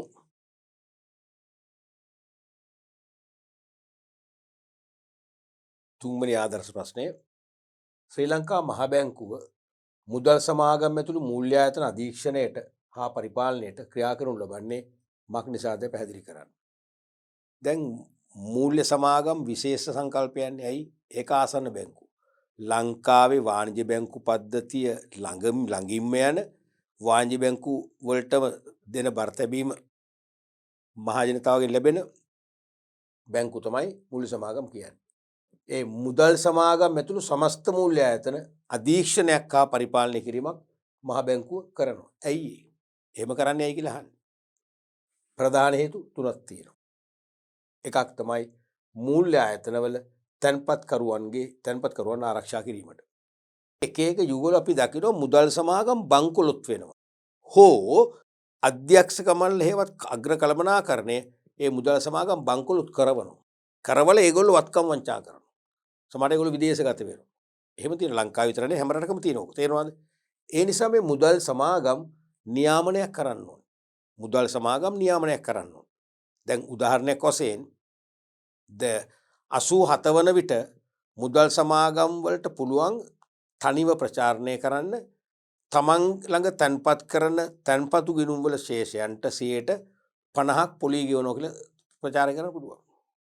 මල් ළඟ තාම ඔය එක්තරා මූල්‍ය සමාගමක් දාපු ප්‍රචාන්දන්ව තාම සුරැකිව තියෙනවා. පේපර් කටින් එකක්ම එකතු කරගෙන ඒකේ තියෙනවා 36ක්. ස්ථාවර තැන්පත් වලට වාර්ෂිකව 36ක් ගෙවනවා. ළමයි මරු පොලියක් නේද? අහලා තියෙනවද ළඟ ලෝකේ කොහෙවත්? 36 ගැන අවුරුදු 2යි මාස කිහිපයක් යනකොට තැන්පතු ඩබල් වෙනවා. ඉතින් මිනිස්සු ඒ පොලී ක්‍රමයට වශී වෙනවනේ. විශ්වාසනීය බැංකුව වන ලංක බැංකුව රාජ්‍ය බැංකුවක් ඒ වගේ පෞද්ගලික අංශයේ විශ්වාසනීය බැංකු තියෙනවා. ඒ විශ්වාසනීය බැංකු තුල ආයෝජනය කරන සල්ලිපව ආපහු අරගෙන මේ අනාරක්ෂිත වූ මුදල් සමාගම් මිනිස්සු ගිහලා දානවා. අර ඉහළ පොලි. නමුත් ඇත්තට මේගොල්ලෝ පොලි ගෙවන්නේ නැහැ. කල්පිරනකොට ඒගොල්ලෝ මොනවා හරි හේතු කියනවා. ඔබ මේ තැන්පතුව දැම්මේ අසවල් දවසෙන් පස්සේ. අපි මේ chance එක අසවල් දවසෙන් පස්සේ නැවැත්තුවා. එහෙම ඒගොල්ලෝ මොනවා හරි හේතු කියනවනේ. ඒක දිනක් පරක් වුණා. තේරෙනවද? එහෙම කියලා දෙන්නේ නැහැ. පොලියත් වංච කරන එකයි කරන්නේ.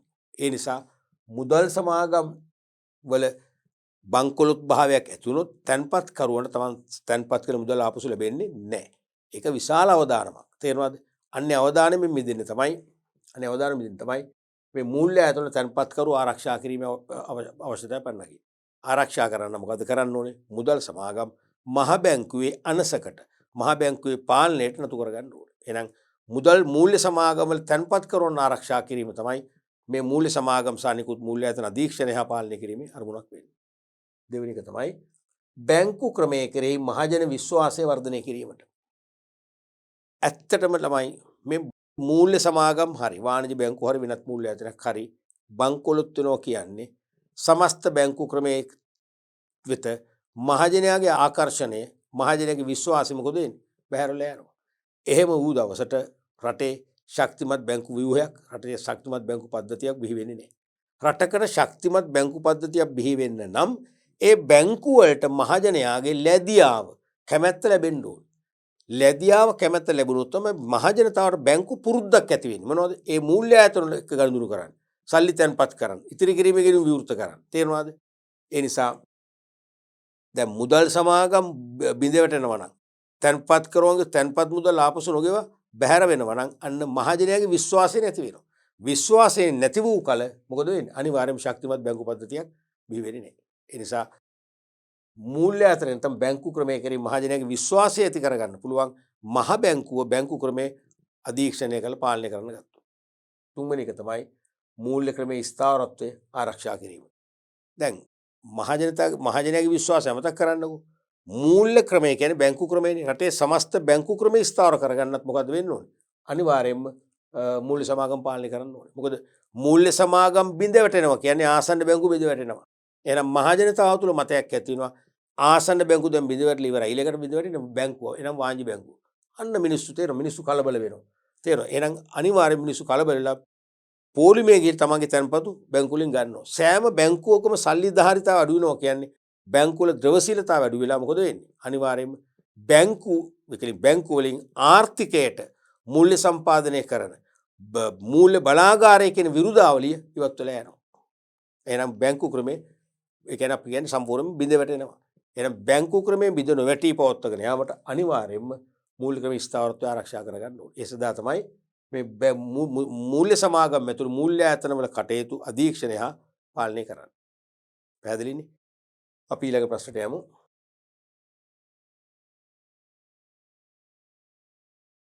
මහ බැංකුවේ ප්‍රධාන පාලක සභාව වන මුදල් මණ්ඩලයේ සමාජිකින් නම් කරන්න. අපේ රටේ බැංකුවල බැංකුකරුවා බැංකුවල නියාමක ආයතනයේ ප්‍රධාන මූල්‍ය ආයතනයේ මහ බැංකුවනේ. ඒ මහ බැංකුව තුල මහ බැංකුවේ ප්‍රතිපත්ති හදන්න බැංකු ක්‍රමයේ හසුරුවීම සම්බන්ධයෙන් ගත යුතු ක්‍රියාමාර්ග තීරණය කරන්න බැංකු ක්‍රමයට බලපත්‍ර ප්‍රදානය කරන්න ඒ බැංකු වල කටයුතු අධීක්ෂණය කරන්න මහ බැංකුව තුල තියෙන අග්‍ර කළමනාකරණ මණ්ඩලය මහ බැංකුවේ ප්‍රධාන පාලක සභාව නැත්නම් ප්‍රධාන විධායක සභාව තමයි මේ මුදල් මණ්ඩලය කියන්නේ. ඒ මුදල් මණ්ඩලයේ සමාජිකයෝ කී දෙනෙක් ඉන්නවද? 5 දෙනෙක් ඉන්නවා. ඔක ව්‍යාස්තික ප්‍රශ්න විභාගයට අහනවා. පළවෙනි එක තමයි මහ බැංකුව අධිපති.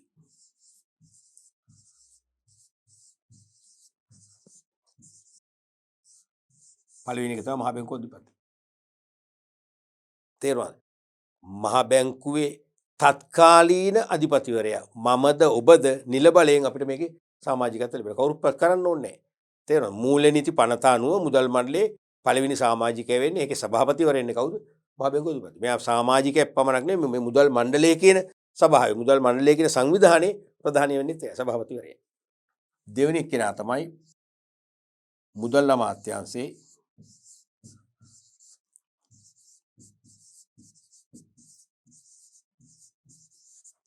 ලේකම්. මුදල් අමාත්‍යාංශයේ තත්කාලීන ලේකම් ධූරය දරන්නේ කවුද? එයා නිල බලයෙන්ම මේකේ සමාජික කෙනෙක්වත් පත් කරන්න ඕනේ නැහැ. තේරුණාද? මුදල් අමාත්‍යාංශයේ වර්තමාන ලේකම් ඔබ කියනකො ඔබ අනිවාර්යෙන් මේ මුදල් මණ්ඩලයේ සමාජිකයෙක්. ඒ කියන්නේ මහා බැංකුවේ අග්‍ර කළමනාකරණ මණ්ඩලයේ මෙම්බර් කෙනෙක් වෙනවා. තුන්වෙනි එක තමයි මුදල් ඇමති විමසා ජනාධිපති ජනාධිපති විසින් පත් කරන සමාජිකයින් තිදෙනෙකු. හරිනේ. මුදල් ඇමතිවරයාගේ විමසනවා. කියන්නේ මුදල් ඇමතිවරයා තමයි නිර්දේශ කරන්නේ. විමසලා ජනාධිපතිවරයාට ඕන එක පිළිගන්න පුළුවන්, බැහැර කරන්න පුළුවන්, පිළිගනිමින් ජනාධිපතිවරයා තමයි පත් කරන්නේ සමාජික තුන්දෙනෙක්. නීතිය, කළමනාකරණය, පරිපාලනය, ආර්ථික විද්‍යාව, බැංකු ක්‍රමය වැනි විශේෂ ගණනාවක් ඔස්සේ අත්දැකීම් ලැබුව අය. ඉහළ තෘතීය අධ්‍යාපනයක් ලැබුව අය, පළපුරුද්දක් තියෙන අය තමයි මේ තුන්දෙනෙක් පත් කරන්නේ. මෙන්න මේ 5 දෙනාගෙන් තමයි මුදල් මණ්ඩලය සමන්විත වෙන්නේ. මහා බැංකුවේ ප්‍රධාන පාලක සභාව. පැහැදිලි නේ? ඊළඟ ප්‍රශ්නය යමු.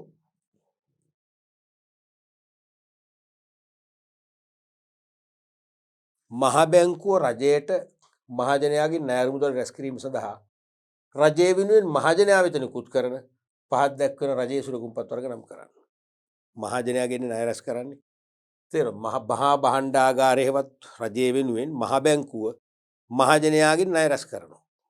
ඒ ණය රැස් කරගන්න මහජනතාව වෙත විකුණන නැත්නම් මහජනතාව වෙත විකුණන ණය උපකරණ මෙහාන්නේ.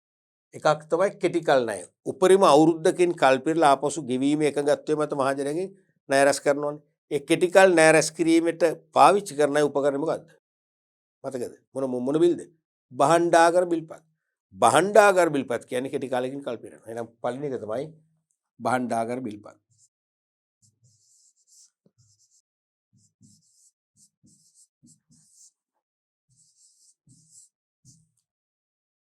දෙවෙනි එක මැදිකල් ණය සඳහා. ඒ කියන්නේ කල් පිරෙන්නේ වසරත් 3ක් අතර නම් ඒක මැදිකල්. වසරට අඩු නම් කෙටි කල්. හරිනේ.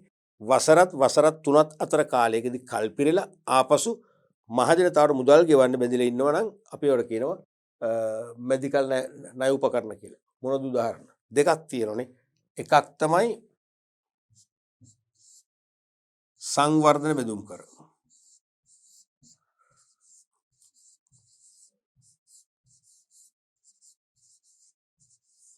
සංවර්ධන බෙදුම් කර. දෙවෙනි එක තමයි භාණ්ඩාගාර බෙදුම් කර.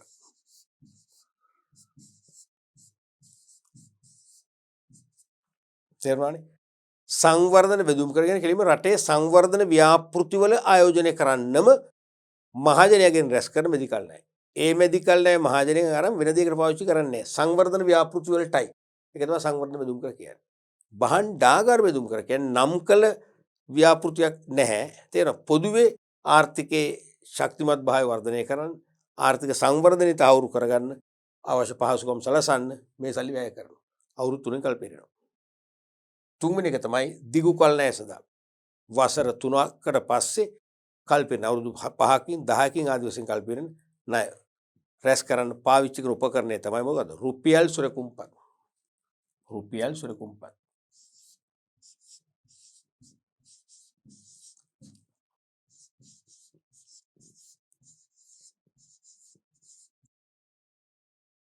රුපියල් සුරකුම්පත්. හරිනේ. මේ ඔක්කොටම තමයි පොදුවේ අපි කියන්නේ මොනවද? රජයේ සුරකුම්පත් කියන පොදුවේ. මේ ඔක්කොම අපි කියන පොදුවේ රජයේ සුරකුම්පත්.